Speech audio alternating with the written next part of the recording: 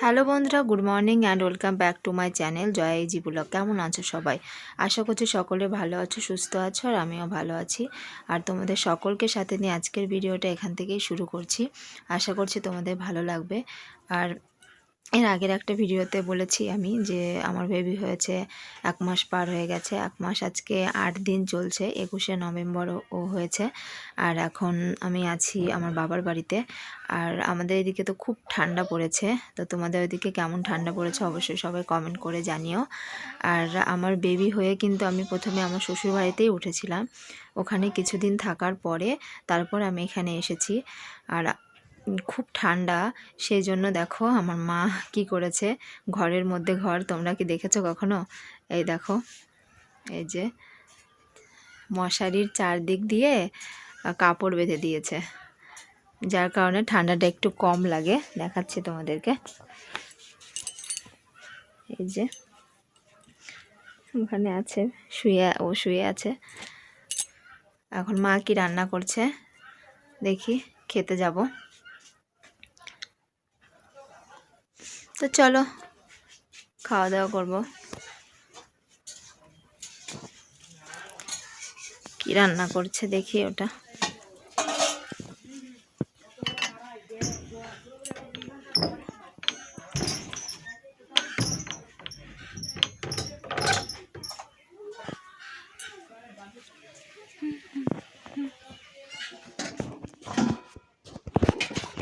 তো বন্ধুরা, আমি এখন খেতে বসে গেছি।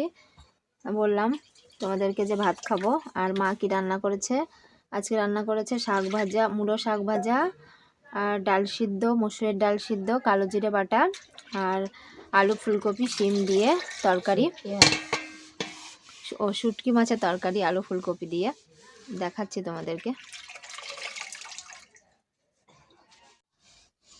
এই যে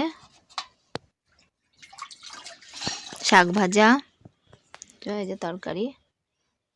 তো চলো খাওয়া দাওয়া করে নেই, তারপর তোমাদের সাথে আবার দেখা হচ্ছে।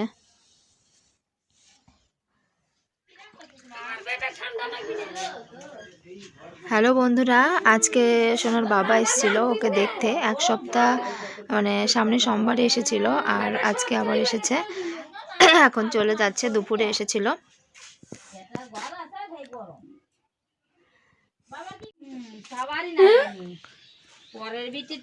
যে ওর বাবা ওখানে বসে আছে, চলে যাবে এখন। আর এই যে আমার মা দেখো কি শেখছে ওকে উনানের পাশে বসে।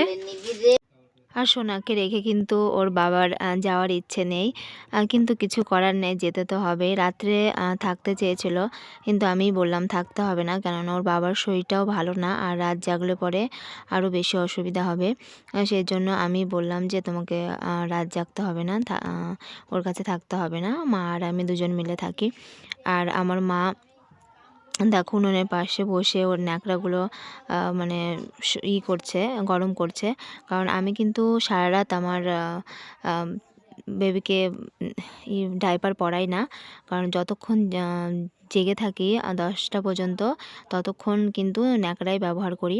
আর সারাদিন তো পরাই না, তারপরে থেকে ডাইপার ব্যবহার করি, কারণ সেটা আমার মনে হয়। তাই সেই জন্য আমি সারা রাত প্যাম্পার্স পরিয়ে রাখি না। আর রোদ থাকলে কোনো অসুবিধা হয় না, কিন্তু এই কদিন যেহেতু রোদ নেই, সেই জন্য একটু বেশি অসুবিধা হচ্ছে। আর খুবই ঠান্ডা পড়েছে, তো ওর বাবা বলছে যে না, ডাইপার পরিয়ে রাখবা সারা রাত। যে একটু আদর করে দিল কোলে নিয়ে ওর বাবা, এখন চলে যাবে।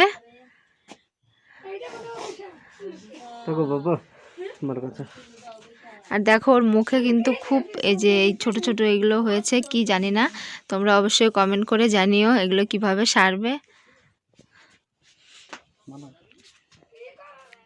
আর এখানে দেখো সবাই ছোট ছোট বাচ্চারা এসছে আমাদের গ্রামের জাগ গাইতে। এটা যেহেতু পৌষ মাস, তাই পৌষ মাসের শেষে সবাই পিকনিক করবে।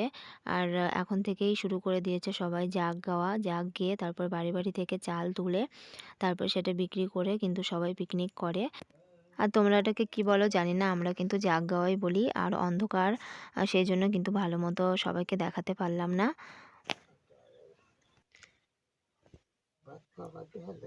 আর এখন রাত হয়ে গেছে, আর আমি রান্নাঘরে আসলাম খাওয়ার জন্য, রুটি খাবো, মা রুটি ভেজেছে।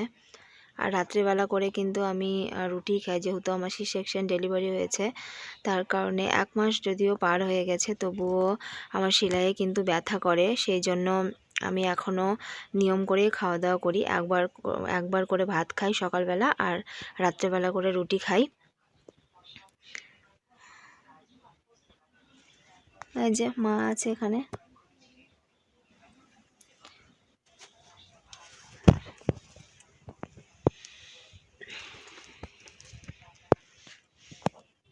আর আমি কিন্তু উনুনের পাশে বসেই খাওয়া দাওয়া করলাম, খাওয়া দাওয়া করে ওখানেই বসেছিলাম আর মা আর ভাই ওদিকে খাচ্ছে।